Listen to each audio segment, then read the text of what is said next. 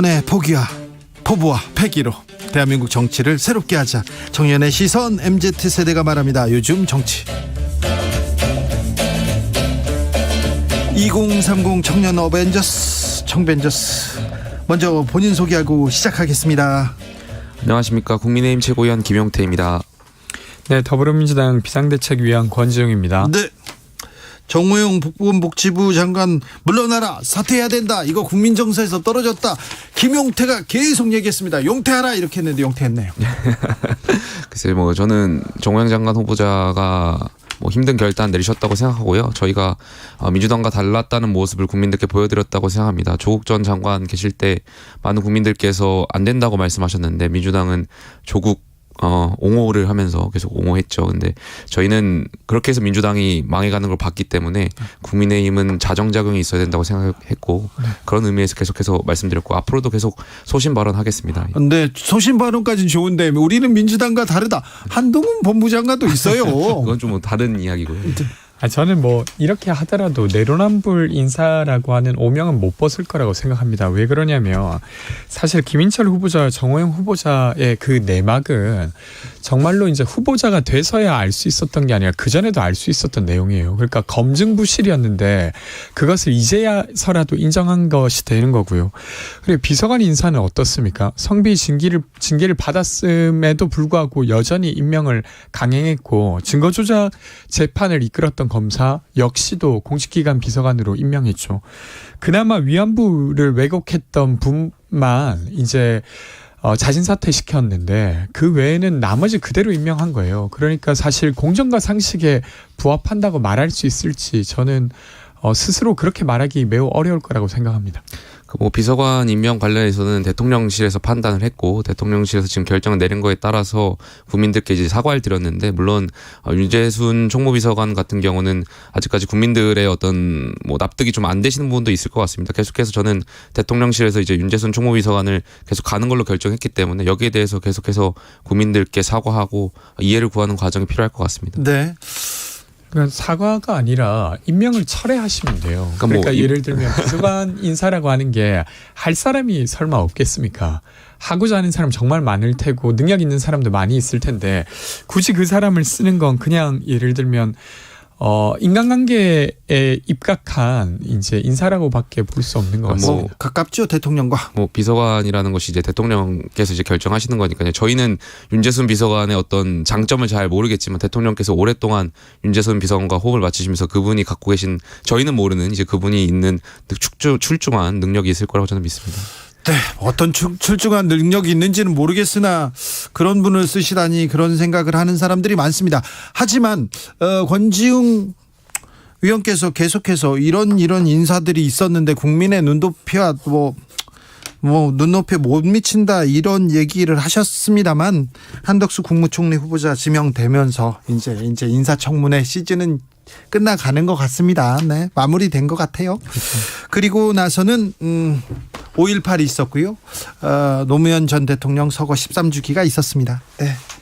어떻게 보셨습니까, 김용태? 저는 한덕수 총리 임명이 저희가 협치의 카드로 내세웠던 인물이고 그렇기 때문에 한덕수 총리께서 통합의 아이콘 좀 돼주셨으면 좋겠습니다. 어제 노무현 대통령 서거에도 직접 참석해 주셨고 노무현 정부의 총리로서 또 지금 윤석열 정부의 총리이시니까요. 저희에게 주어진 과제들 잘 해결해 나가주시고 또 본인이 갖고 계셨던 국정 운영 능력을 바탕으로 해서 많은 국민들이 지난 정권부터 많이 갈라치기를 당하고 선동을 당하고 했는데 이제는 좀 화합의 메시지를 주셨으면 좋겠습니다. 네, 인사 관련해서는 사실 두 분의 후보자가 스스로 철회를 하셨고 의사를 그리고 이제 한덕수 후보자를 놓고 이제 공방이 있었다가 마지막에 이제 민주당에서는 인준을 했잖아요. 저는 개인적으로 여전히 좀 부적절한 부분은 있다고 생각합니다. 그러니까 행정부의 두 번째 장이 되는 사람인데 사실은 사기업에 가서 5억 이상의 로비 자금, 그러니까 로비를 함으로써 받는 연봉을 받다가 다시 공직에 들어온다는 거 하는 게 저는 여전히 부적절하다고 생각해요. 그런데 이제 인준이 된 이상 좀 역할을 잘 해주셨으면 좋겠다는 이야기 드립니다. 어제 말씀하신 대로 노무현 대통령 서거 일이셨는데 저도 어제 말씀을 드렸는데 민주당이 지금 노무현 대통령께서 만약에 살아 계신다면 노무현 대통령께서는 민주당을 지금 뭐라고 하실지 좀 궁금하거든요. 왜냐하면 대통령께서 추구하셨던 것이 반칙과 특권 없는 세상, 사람 사는 세상인데 지금 민주당의 모습을 보면 그렇지가 않거든요. 뭐 예를 들면 최강욱 의원이라든지 뭐 조국 전 장관 아들 허위 인턴 증명서 발급 관련해 가지고 2심에서 유죄 판결을 받았음에도 불구하고 민주당이 이를 불복하는 듯한 메시지를 내고 또 옹호해야 된다, 지켜야 된다 이런 모습들 보면 저는 노무현 대통령 살아계셨다면 저는 여기에 대해서 뭐라 하셨을지 굉장히 궁금합니다. 저도 뭐 그 부분에 있어서는 생각이 좀 비슷합니다. 그러니까 예를 들면 지금 최강욱 의원과 관련돼서 사실은 법 판결이 나온 이상 그것을 인정하고 존중하는 측면에서 문제를 제기하더라도 제기해야 된다고 생각하고요. 그래서 이제 사실은 그것을 옹호하는 구성원만, 민주당 구성원만 있는 것이 아니라 그것을 잘 받아들여야 한다고 생각하는 민주당 구성원도 많이 있습니다. 그러니까 그 부분은 의견이 다양하다라고 이해해 주셨으면 좋겠습니다. 정말 많이 있습니까? 네. 저는 뭐 여전히 공개적으로 이야기를 하고 있습니다. 네. 노무현 전 대통령 얘기를 하기는 그렇지만 검찰과 국민의힘에 더 매서운 회초리를 들지 않았을까 그런 생각을 해봅니다. 자, 민주당이 많이 어려운 것 같습니다. 네. 자, 우리를 회초리를 들어달라. 하지만 아예 버리지는 말아달라 이런 얘기도 나왔는데 오늘 오전에 민주당 박지원 비대위원장이 대국민 호소문을 발표했습니다. 혹시 그 전에 호소문 발표 전에 혹시 권지웅 위원하고 얘기 나누신 거 있습니까? 뭐 저희가 그 호소문을 놓고 뭐 공식적으로 이야기를 나누거나 그런 바는 없습니다. 네. 근데 어제 이제 노무현 대통령 추모제가 있었고 거기에 이제 저도 같이 있었기 때문에 간단히 고민을 이야기 나누는 정도였습니다. 네. 그러니까 기자회견이라는 형식이나 이런 거라기보다 사실은 이제 민주당 지지하시는 분들이 투표장에 안 나가고 싶은 마음이 많이 있다. 그렇게 얘기하는 분들 많아요. 네. 그래서 이제 저도 제 주변에도 사실은 여전히 민주당이 건강한 긴장관계를 만들어내길 바라지만 좀 긍정할 수 있는 요소들을 찾기가 어렵다는 분들이 많이 계셔서 그분들에게 사실 이제 박지원 위원장님이나 저나 김태진 위원이나 이런 분들은 나름 민주당을 혁신하기 위해서 들어왔습니다. 그렇죠. 그런 역할이 있습니다. 나름 역할을 해왔죠. 그러니까 청년 공천도 거의 20% 가까이 해냈고 그리고 평등법이나 차별금지법과 관련된 논의도 해가고 있고 성비와 관련된 것도 온정주의적으로 해결하는 것이 아니라 정확하게 그 문제를 해결해내는 노력들을 하고 있습니다. 근데 사실은 법적 조치로서 뭐 입법 이 무언가가 된다거나 이런 가시적 성과가 나진 않았어요. 그러다 보니까 많이 민주당 지지자분들도 실망하신 게 사실이라. 근데 그럼에도 불구하고 지방선거에서 민주당이 유능한 일꾼들을 공천한 바도 있습니다. 그래서 그런 것들을 꼭 봐달라고 호소를 해야 되지 않냐 이런 이야기 정도를 나눴습니다. 네. 그 이후의 반응, 네. 민주당의 반응을 보니까 민주당이 굉장히 또 안 되는구나 이런 얘기를 하는 사람도 많아요. 저도 좀 우려스럽습니다. 그러니까 박지원 위원장님께서 발표하신 내용 중에 사실 모든 것을 동의하진 않더라도 그 어떤 행동이 사실 민주당이 더 나아질 수 있다는 기대를 만들기 위함인데 그럼 최소한 그 노력의 본의를 좀 인정하면서 보호하거나 그리고 혹은 아니면 좀 다른 이견이 있다면 그것을 토론하자고 하면 좋았을 텐데 마치 그것을 이제 완전히 외면하거나 혼자서 결정한 이야기다라고 이제 치부해버리는 것은 저는 좀 좋은 모습은 아니라고 생각합니다. 네, 윤호중 위원장 그 얘기가 불협화음이었다고 하더라도 그렇게 불협화음이 터져 나온 거 비대위원장으로서 큰 역할을 줘야 되는데 본인은 개인의 생각이다 이렇게 자르고 가는 거 굉장히 조금 우려되더라고요. 그러니까 사실은 박지원 위원장님을 모신 것은 민주당에 대한 어떤 정무적 이해가 아주 높아서라기보다 보통의 시민들의 눈으로 봤을 때 민주당이 어때야 하는지 방향키를 잡아주셨으면 해서 모신 거라고 하면 이런 목소리도 들어야죠. 네, 다소 조금 민주당 입장에서 받아들이기 어려운 목소리일지라도 그것을 존중하는 태도를 보여야 되는데 이번에 윤호중 위원장님의 모습 좀 아쉽습니다. 핵심 지지층들한테 계속 좀 소구하고 싶어서 민주당에서 의원들이 수뇌부가 그렇게 계속 결정하는 건 아닌가 이렇게 생각하는 사람들이 있어요. 민심보다는 당심보다는 핵심 지지층 그런 우려 있다는 것도 좀 민주당은 좀 고민해야 될 것 같습니다. 김용태 최고위원은 어떻게 보셨어요? 2016년인가요? 그때 민주당이 한번 개혁을 했는데요. 제가 정확한 연도는 생각 안 나는데 원래 과거에 민주당은 이제 호남 정당의 베이스로 이제 호남 당원들이 굉장히 많았고 그때 아마 전국 정당으로서 수도권 배가 운동을 하면서 당원이 호남보다 수도권 당원이 훨씬 앞질러 갔던 경우가 있었던 것 같습니다. 그러면서 이제 한쪽으로 치우치지 않는 어떤 극렬 지지자들을 위한 정당이 아니라 이제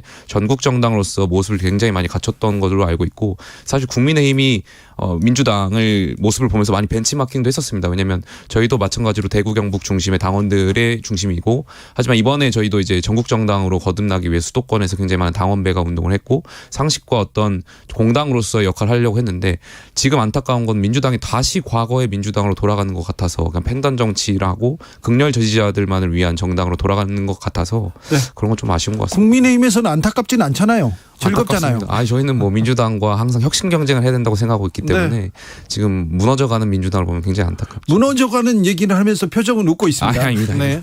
송우님께서 이제 민주당을 위해서 회초리들 힘도 없네요. 586 세대 용태로는 언제부터 나왔는데, 예전부터 나왔는데 왜 어려운 걸까요? 김용태 용태로 나왔어요. 이게 또 말이 안 되는 게, 대선으로 우리가 잠깐만 3개월 전으로 돌려보면 그때도 민주당이 혁신안이라고 해서 586 용태론을 가지고 나왔습니다. 그게 그 당시 당대표였던 송영길 대표시죠. 그런데 586 용태론을 가장 먼저 주장했던 송영길 대표께서 이번에 대선 패배에 대한 어떤 책임이 있음에도 불구하고 또다시 서울시장으로 나왔단 말이죠. 586 용태를 주장하셨던 장본인이 다시 후보로 나온 것 자체가 전 넌센스라고 생각되고요. 물론 거기에서 이제 이재명 후보도 다 연결되어 있는데, 연장선상에서 저는 민주당이 결코 지금 혁신의 모습을 제대로 보여드리지 못하고 있다. 그러니까 이번에 또 말씀드렸지만 안타까워요. 저는 혁신돼야 된다고 생각되는데 많은 국민들께서 과연 민주당의 이런 진정성 알아주실까에 대한 의문도 있고요. 좀 안타깝습니다. 저는 뭐 어떤 조직이 변화한다고 하는 게 사람을 통해서 변화한다는 것에는 동의합니다. 근데 그것이 예를 들면 새로운 사람들이 그것을 주장한다고 해서 그것이 자연스럽게 이루어질 거라고 생각하지 않아요. 그래서 저는 586 용태론을 주장하지 않습니다. 그것은 어떤 예를 들면 어떤 세력이 그 군집해서 과거의 세력들을 밀어낼 때 가능한 것이지 밀려나 달라고 해서 밀려나는 것들이 아니거든요. 그래서 네. 물론 박 전 위원장님의 여러 이야기에 대부분 동의하는 바지만 이 부분에 있어서는 저는 이렇게 주장하는 건 별로 실효적이지 않다라고 생각했고요. 네.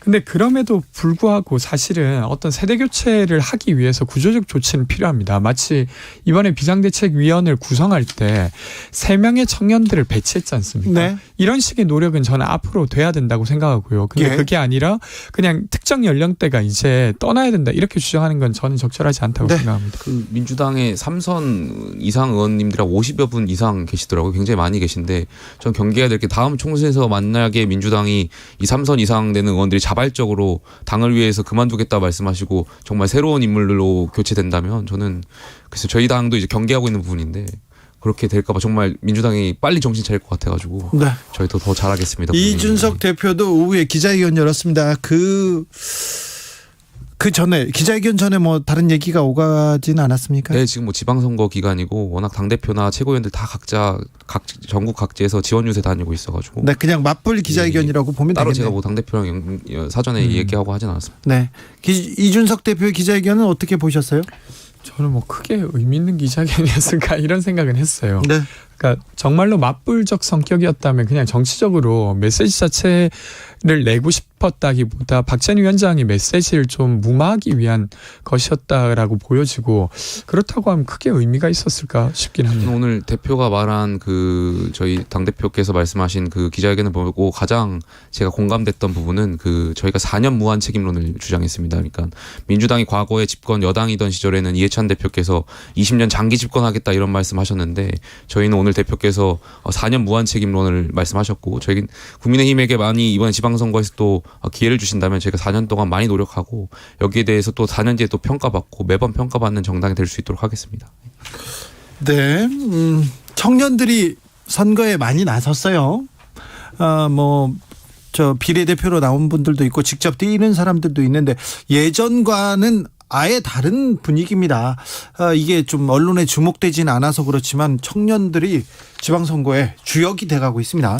제가 좀 통계 자료를 좀 가져와 봤는데 이게 뭐 시점에 따라서 조금 다를 수 있는데 민주당 같은 경우는 총 2,977명을 공천했는데 네. 그중에 567명이 청년 나이대예요. 그러니까 이번에 5천 몇 명이요? 2,900명 중에 560명 정도가 네. 청년이라서 그러니까 19% 정도로 공천한 거예요. 그러니까 30%를 목표로 했는데 그 애는 달성되지 못했지만 과거보다는 훨씬 더 높은 비율입니다. 제가 알고 있기로 국민의힘이 한 400명대인데 민주당이 327명. 아 그래요? 네. 그러니까 그러면 이제 민주당은 되게 많이 한 편이죠. 그리고 이번에 공천이 되진 않았지만 시도한 분들도 많이 계세요. 예. 그러다 보니까 이제 지방선거에 의원들이 되게 젊어지는 느낌을 저는 많이 받고 있습니다. 네, 의욕도 있고요. 또 청년의 또 참신함으로 또 패기로 또 많은 일을 할 수 있다고 봅니다. 경륜이 중요하고 경험이 중요합니다만 청년들이 이뤄낼 수 있는 또 가치가 있어요. 예, 저희는 이번에 많은 청년들 저희도 국민의힘에도 많이 지원했고 저희가 이번에 기초자격평가 PPAT를 도입해가지고 과거에 기초광역의원들 비례대표가 밀실 공천이 있었던 것도 사실이었거든요. 예. 그런데 이번에는 저희가 과감하게 이 PPAT 성적을 통해 가지고 기초광역의원들 공천했기 때문에 더 많은 청년들이 여기에 대해서 정정당당하게 지원을 해서 좀 평가받고 또 정말 훌륭하신 분 공천했다고 생각합니다. 네. 청년들은 이번에 한미 정상회담 어떻게 보셨어요? 저는 사실은 뭐 물론 이제 제 시각이 아주 보편적이라고 생각되진 않습니다. 근데 제가 조금 우려됐던 것은 사실은 이제 외교라고 하는 것은 정치 세력이 바뀐다 하더라도 그 전에 가져왔던 성과는 그대로 이어서 그것을 토대로 삼아서 더 나아가면 좋을 텐데 사실은 이제 2018년도에 판문점 선언이라든지 아니면 그 이후에 싱가포르 선언이라든지 이런 걸 토대로 핵실험을 못하게 했고 그를 토대로 사실 평화협정까지 맺냐 안 맺냐까지 갔었어요. 네. 근데 그런 것들이 다 마치 아무것도 없었냐는 듯 되게 예를 들면 대결적 국면으로 넘어가 버렸거든요. 저는 그 전에 있었던 성과를 잘 이용하지 못했던 것도 우려지만 또 하나 더는 외교라고 하는 거 어떤 선택지를 선택해야 될지 알 수가 없습니다. 어떨 때는 윤석열 대통령이라 하더라도 아주 유화적인 정책을 펼쳐야 할 수도 있어요. 근데 지금 메시지를 보면 스스로 유화적인 정책을 하면 마치 전 정부가 한 것을 따라하는 것이기 때문에 그것은 절대 안 하겠다라고 스스로의 선택지를 좁혀내고 있습니다. 근데 외교라고 하는 것은 어떤 것을 때때로 취해야 될 텐데 원래 생각했던 게 아닐지라도 근데 그런 것들을 좀 좁혀내는 것이 좀 이번에 좀 우려스러웠습니다. 그 말씀하신 거에 조금 동의할 수 없는 게 외교라는 것은 국제 정세에 따라서 많이 바뀌기 때문에 과거와 지금의 북한의 정세는 많이 바뀌었고 국제 관계가 많이 바뀌었기 때문에 거기에 맞춰서 취해져 나가야 된다고 보고요. 저는 이번 한미 정상회담을 보면서 굉장히 든든함을 느꼈습니다. 물론 윤석열 대통령이 바뀌었다고 해서 뭐 이뤄진 것은 아니겠지만 당연히 저희가 미국을 먼저 가지도 않았는데 미국 대통령이 먼저 한국에 오고 일본보다 한국을 먼저 방문했다는 점에서 물론 전 정부와 현 정부의 어떤 같은 공이 있겠지만 여기에 대해서 굉장히 뿌듯함을 느꼈고요. 미국의 워싱턴 관계자들하고 직접 소통을 해도 미국 대남이나 한국을 상대하는 아시아 관계자들이 굉장히 편안한 상태라고 합니다. 왜냐하면 미국은 가치를 중심으로 해가지고 외교를 이어나가는데 한국과 미국이 강요하고 있는 가치가 비슷하기 때문에 또 대북 관점이라든지 이런 것이 같이 나아가기 때문에 굉장히 미국 관계자들도 편안한 상태라는 걸 들었어가지고 굉장히 든든함을 느꼈습니다. 저는 성과라고 하는 게 뭔지 잘 모르겠는데 사실 한미동맹이라고 하는 건 그전에도 되게 굳건한 상태였기 때문에 그것을 뭐 더했다 이것은 성과라고 보기 어려운데 어떤 게 있는 겁니까? 한미동맹이 굳건했던 거는 사실이지만 사실 네. 워싱턴 관계자들의 말에 따르면 과거 정권에 있을 때 많이 불안해했던 것도 사실이거든요. 다시 이런 것은 신뢰가 회복됐다고 저는 생각되고요. 앞으로 대한민국의 중심축은 한미동맹을 중심으로 해서 대중관계라든지 이런 것들 좀 신뢰를 바탕으로 해서 이어나갔으면 좋겠습니다. 요즘 정치 여기서 마무리할까요? 김용태, 권지웅, 김용태 두 분 고생 많으셨습니다. 고맙습니다. 네. 주진우 라이브는 여기서 인사드리겠습니다. 오늘 돌발 퀴즈의 정답은 DMZ였습니다. 저는 내일 오후 5시